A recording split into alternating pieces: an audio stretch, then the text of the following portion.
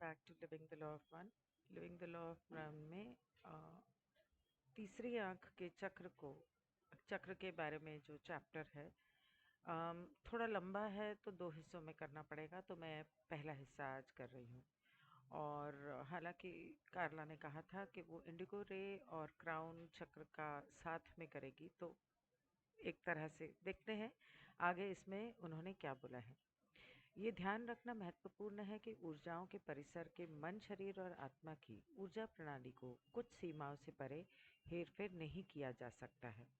अर्थात यदि निचले 3 ऊर्जा केंद्रों में कोई रुकावट है जिसका संबंध जीवित रहने से है, तो जिस तरह से स्वयं स्वयं को मानता है या स्वयं से एक समय में अन्य संस्थाओं से संबंधित होता है, और जिस तरह से स्वयं तीसरे के समूहों से संबंधित होता है,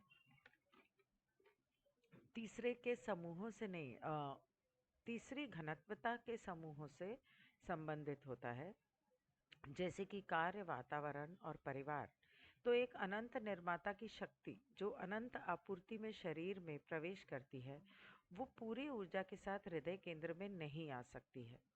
इन निचली ऊर्जाओं को विकृत करने, अवरुद्ध करने या भ्रमित करने के कई तरीके हैं। नीचे के चक्रों की बात कर रही है।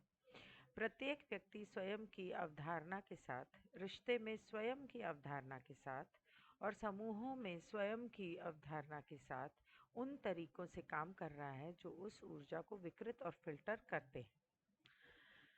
मतलब कि जो मैं हमेशा से कहती आई हूँ कि हर इंसान के अंदर कुछ बिलीफ सिस्टम्स होते हैं, कुछ धारणाएं होती हैं और अवधारणाएं होती हैं, और ये धारणाएं सॉरी इन धारणाओं की वजह बहुत सारी होती है। पिछला जन्म भी हो सकता है, बचपन भी हो सकता है, जेनेटिक धारणाएं भी हो सकती हैं। जब एक इंसान खुद के साथ काम करता है, अपने ऊपर काम कर रहा है, तब उसे अपनी इन धारणाओं को समझने की ज़रूरत है। जिस ग्रुप में काम कर रहा है उस ग्रुप की धारणाओं को समझने की ज़रूरत है।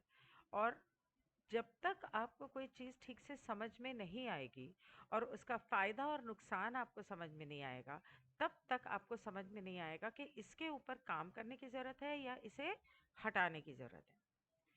और प्रत्येक अद्वितीय होने के नाते सॉरी उस विकृत और आंशिक अवरोधन को अपने तरीके से कर रहा है, और इसलिए प्रत्येक ये उपकरण जिसे एक गांठ कहता है, उसे सुलझाना किसी अन्य की गांठ से भिन्न है। इसे सुलझाने का भ्रम है जो बिल्कुल किसी और के भ्रम जैसा नहीं है। आपके अंदर जब आप अपने ऊपर काम कर रहे हो, और हर इंसान अपने आप में यूनिक है, और आपकी अपनी धारणाओं की वजह से आपके चक्रों में ब्लॉकेजेस आ रही हैं, तो इन ब्लॉकेजेस को, इस गांठ को खोलने कोई और नहीं खोल सकता, उसे आप ही को खोलना है। और उसका हर इंसान के लिए तरीका अलग हो सकता है, क्योंकि हर इंसान अलग है। परिसंघ सामग्री से पता चलता है कि इंडिगो रे अवरोध के 3 सबसे आम स्रोत हैं: निर्णय, भय और अयोग्यता। आइए पहले निर्णय को देखें। हमारे अंदर न्याय की गहरी भावना है। यद्यपि हम बार बार देखते हैं कि हमारी दुनिया हमेशा एक न्याय संगत जगह नहीं होती, हम ये महसूस करके आनंद लेते हैं कि हम स्थिर मूल्यों की दुनिया में रहते हैं। हम में से अधिकांश को संडे स्कूल में 10 आज्ञाएं दी गई हैं। 10 कमांडमेंट्स, मतलब कि जब चर्च जाते हैं उसकी बात कर रही है। हम जानते हैं कि हत्या, चोरी, लालच, झूठ नहीं बोलना है और अपने माता पिता का अपमान नहीं करना है। हालांकि हमारा दिन प्रतिदिन का जीवन हमें सही काम करने के कई अवसर प्रदान करता है, जो 10 आज्ञाओं की सामान्य सत्यता में शामिल नहीं है। उदाहरण के लिए, किसी रिश्ते में हम वो सब कुछ कर सकते हैं जो हमसे अपेक्षित है, लेकिन साथ ही हम ऐसा करने पर नाराजगी भी रख सकते हैं। तब हम अपने बुरे रवैये के कारण स्वयं को कमज़ोर मान सकते हैं। हमारे अपने आदर्शों के पीछे हमारे अपने आदर्शों से पीछे हटने के उतने ही तरीके हैं जितने समुद्र के किनारे रेत के कण हैं। पूरे भीग गई मैं। अपने से पीछे हटने के मतलब कि हमारे मन में जो नकारात्मक भावनाएं हैं, हम जो खुद को हम जो बुरा सोचते हैं, अपने साथ जो बुरा करते हैं, खुद को दोष देते हैं, गिल्ट महसूस करते हैं, अपराध बोध, इन सब चीजों से पीछे हटने की बात कर रही है वो। कि हम अपने मन में मान लेते हैं कि नहीं, ये सही माप है, मैं यहाँ तक नहीं पहुँच सकी, तो उसके लिए हम खुद को दोष देते हैं, गिल्ट महसूस करते हैं। लेकिन ये ज़रूरी नहीं है। आप उससे पीछे हट सकते हो। खुद को माफ़ करना बहुत ज़रूरी है। हमें ये जानना अच्छा लगता है कि हम ज़िंदगी में कहाँ खड़े हैं। हम अपने कार्यों और विचारों में न्यायोचित महसूस करना पसंद करते हैं, मतलब जस्टिफाइड महसूस करना पसंद करते हैं। और इसलिए हम खुद को और दूसरों को अंतहीन रूप से आंकते रहते हैं। हम व्यवहार और दृष्टिकोण के श्रेय और डेबिट का हिसाब किताब रखते हैं। इसने मेरे साथ ये किया, उसने मेरे साथ वो किया, इसने मेरे साथ अच्छा किया, इसने मेरे साथ बुरा किया। मैंने किसके साथ अच्छा किया, मैंने उसके साथ बुरा किया।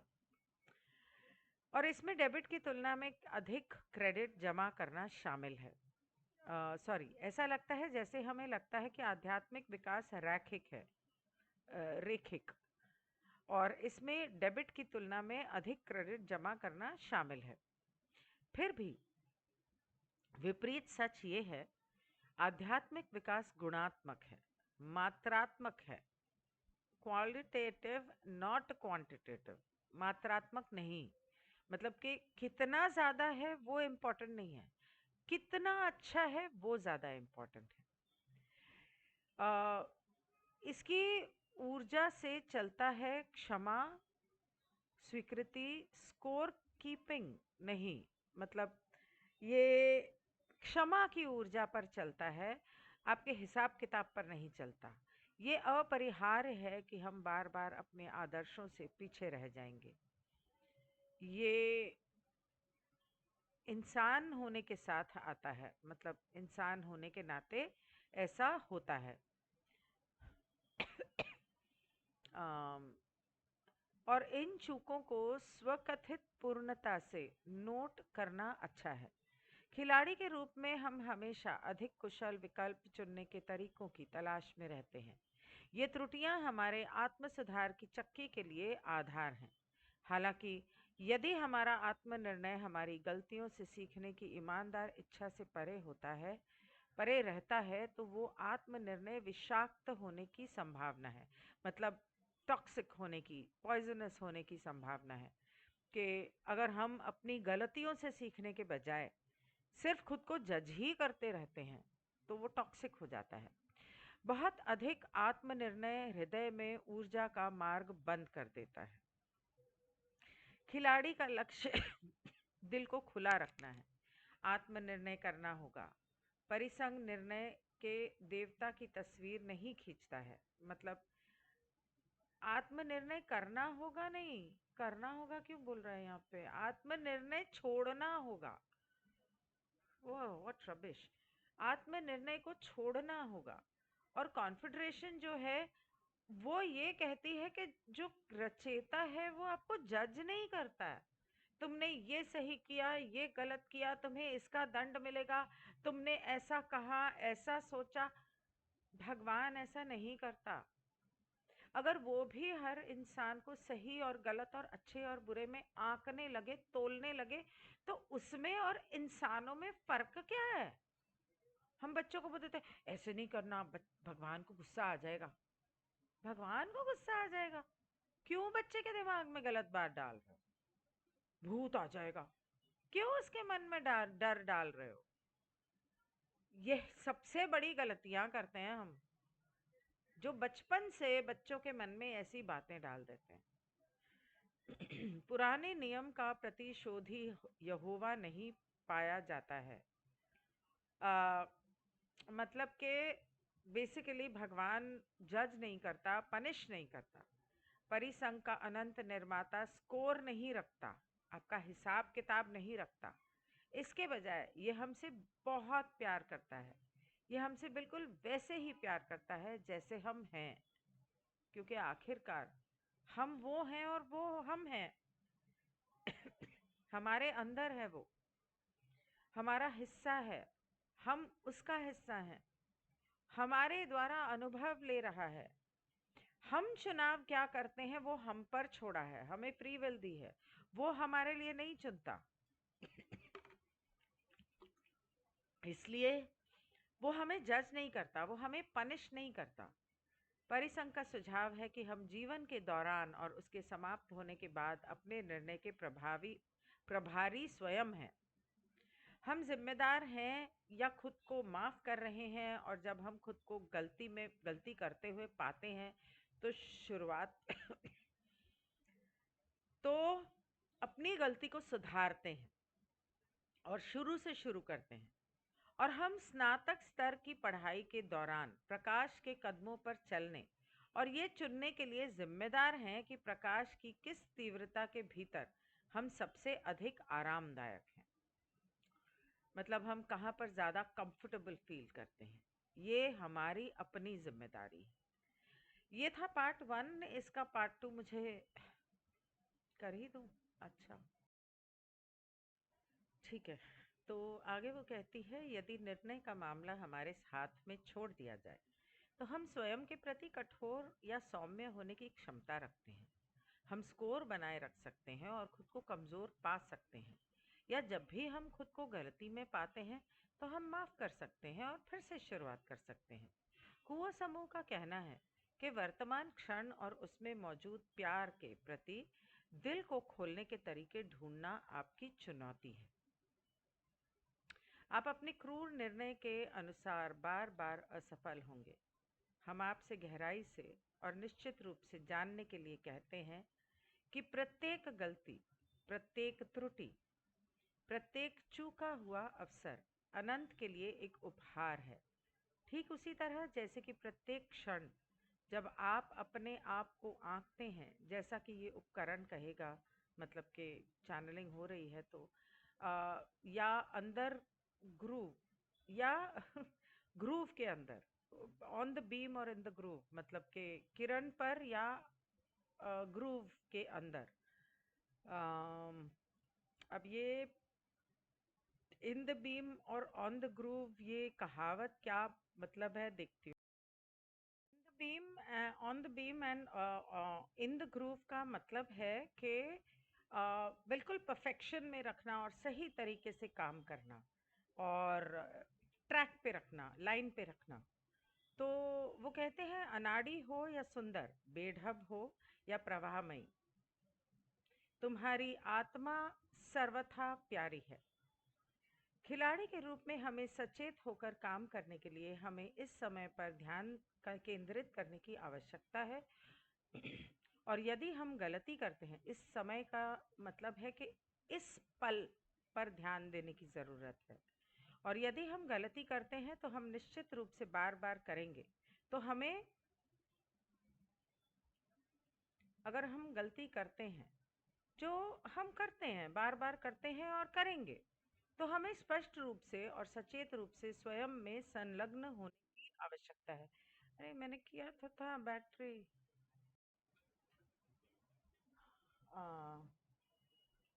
ओके। तो हमें स्पष्ट रूप से और सचेत रूप से स्वयं में संलग्न होने की आवश्यकता है, खुद को माफ करने की आवश्यकता है। आ, हमें आत्म निराशा और अस्वीकृति की जहरीली ऊर्जाओं को दूर करने और अपने खुले दिल में वापस आने की ज़रूरत है। रुकावट का एक अन्य समय स्रोत भय है। हमारे बहुत सारे डर सुरक्षित महसूस करने की चाहत से जुड़े होते हैं। उदाहरण के लिए हम अंतरंगता से डर सकते हैं। अंतरंगता मतलब कि इंटिमेसी से डर सकते हैं, क्योंकि हमें पिछले रिश्ते में चोट लगी। इंटिमेसी का मतलब किसी के बहुत करीब आने से डर सकते हैं। वो करीब आना भावनात्मक हो सकता है, मानसिक हो सकता है, शारीरिक हो सकता है।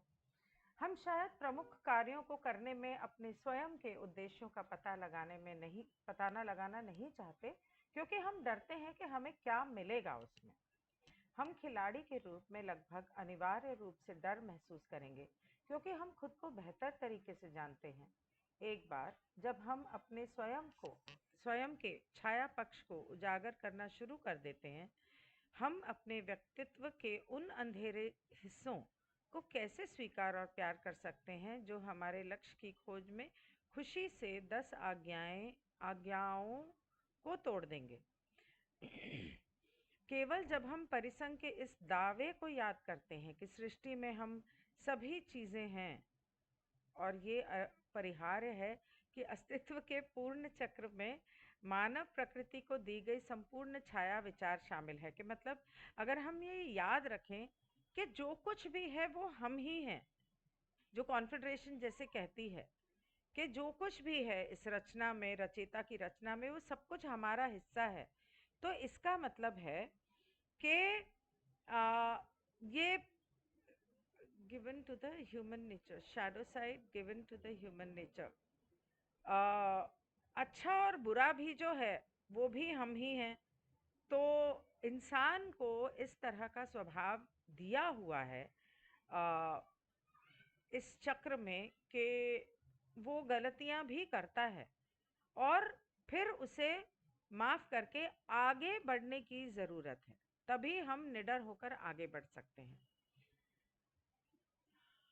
शायद खिलाड़ियों के बीच सबसे आम डर ये है कि हम ग्रेड नहीं बना पाएंगे और ग्रेजुएट नहीं हो पाएंगे। जैसे जैसे हम जागते हैं और गेम बोर्ड के अभ्यस्त हो जाते हैं, हम समय समय पर ईंट की दीवारों से टकराएंगे, मतलब कि रास्ते में रुकावटें आएंगी। हमें समझ नहीं आएगा कि हम आगे कैसे बढ़ें। क्यों क्यों वो सिद्धांत कहता है हम दो दिमाग और दो दिल की बात करेंगे। दो दिमाग और दो दिल, कंफ्यूज्ड स्टेट ऑफ माइंड। पहला मन मानसिक मन है। इसमें केवल मानसिक रूप से भय उत्पन्न करने वाली बाधाएं हो सकती हैं। जो आपके मन में साहसी है उसके लिए भय की बाधाएं उत्पन्न नहीं होती हैं। मतलब आप में से अगर कोई साहसी है तो उसके मन में भय उत्पन्न नहीं होता है। दूसरा दिमाग है दिल। वो खिलाड़ी अपने दिमाग में साहसी होता है, वो खुले दिल से सोचता है। खुले दिल का ये डर नहीं होता कि वो गलत काम कर रहा है। ये प्रेम की ऊर्जाओं और आवेगों का अनुसरण करता है और निडर होकर कार्य करता है। और यही वो रवैया है जिसे खिलाड़ी पकड़ना चाहता है, निडरता। मतलब यही वो रवैया है जिससे खिलाड़ी को ये जिंदगी जीने की जरूरत है बेसिकली। आध्यात्मिक जागृति और परिपक्व होने की प्रक्रिया कुछ कुछ सोना छानने जैसी है। अच्छा, हम खिलाड़ी ढेर सारी रेत और गाद छानेंगे क्योंकि हम उस सोने की खोज करेंगे जो हमारे गहरे स्वभाव में छुपा है। कभी कभी ये एक गड़बड़ प्रक्रिया होती है, लेकिन ये डरने की बात नहीं है। फिर डर दिल का रास्ता बंद कर देता है। खिलाड़ियों के रूप में हम जानते हैं कि जब हम अपने भीतर डर का सामना करते हैं तो हमें उस डर के साथ तब तक काम करने की ज़रूरत होती है जब तक कि हम एक बार फिर उसके संकुचित प्रभावों से मुक्त नहीं हो जाए। हमें अपने खुले दिल में वापस आने की ज़रूरत है। रुकावट का तीसरा और सबसे आम कारण जो हमें इंडिगोरे कार्य करने से रोकता है वो है अयोग्यता। समझना कि हम अयोग्य हैं। हमारा समाज हमें अयोग्य महसूस करने के कई तरीके देता है। हम बहुत पतले हैं, मोटे हैं, पुराना, बहुत छोटा, एटसेट्रा एटसेट्रा, काला, गोरा। फिर भी परिसंघ हमें आश्वस्त करता है कि हमें अयोग्यता की इन भावनाओं को वास्तविक मानने की आवश्यकता नहीं है। कुओ कहते हैं प्रत्येक इकाई के पास गहरे व्यक्तिगत क्षेत्र होंगे जहां ऊर्जा खींची जाती है और आध्यात्मिक गतिविधियों से दूर ली जाती है। और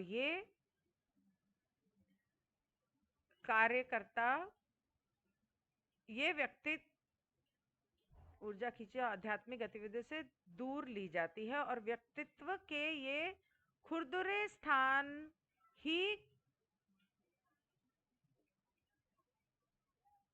व्यक्तित्व के इन खुरदरे स्थानों पर है कि चेतना में कार्यकर्ता विचार में जाएगा, स्वयं की निंदा करने के लिए नहीं। एक मिनट, मैं इंग्लिश में पढ़ दूं, क्या गड़बड़ है।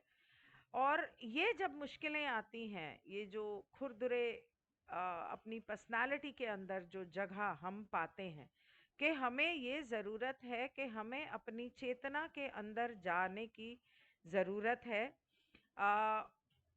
अपने को पहचानने के लिए, अपने को समझने के लिए और दिल में झांकने की ज़रूरत है। इसलिए नहीं कि हम अपनी बुराई करें, इसलिए नहीं कि हम अपनी बुराई करें, इसलिए नहीं कि हम अपनी बुराई को बेदर्दी से काट के अपने हिस्से से अलग कर दें, बट इसलिए ये देखने के लिए कि ये जो जगह है जहाँ पर पृथ्वी गहनों को इतनी गहराई से ढक रही है कि सेवा और सीखने का ध्यान कुछ चिंताओं पर केंद्रित हो जाता है। Where the earth is covering the jewels in such a deep way that the focus of service and learning is shifted to trivial concerns. मतलब एक धरती है, धरती के ऊपर खाई भी है, पहाड़ भी हैं, पत्थर भी हैं, ऊबड़ खाबड़ रास्ते भी हैं, सब कुछ है। और फिर भी अपनी कोख में कितनी सुंदर चीजें, और पूरी धरती के ऊपर रहने वाले सभी हर घनत्वता के लोगों की सेवा में लगी हुई है, प्यार से लगी हुई है। वो नहीं सोचती है कि कौन सही है कौन गलत है, कि मैं यहाँ पर सुंदर नहीं हूँ, मैं वहां पर सुंदर हूँ, मैं रेगिस्तान में कितनी सूखी हूँ और मैं कहीं अंटार्कटिका में कितनी ठंडी हूँ। धरती तो नहीं सोचती है ये सब। तो हम ऐसा अपने बारे में क्यों सोचते हैं? हमें अपनी सोच से इस तरह की बातों को निकाल कर फेंक देने की जरूरत है। खुद को जज करने की के बजाय खुद से प्यार करने की जरूरत है। आह, और यहाँ पर ये इंडिगो रे वाला चैप्टर खत्म होता है। अब आगे क्या है मैं बाद में देखूंगी। I am tired of talking. Bye.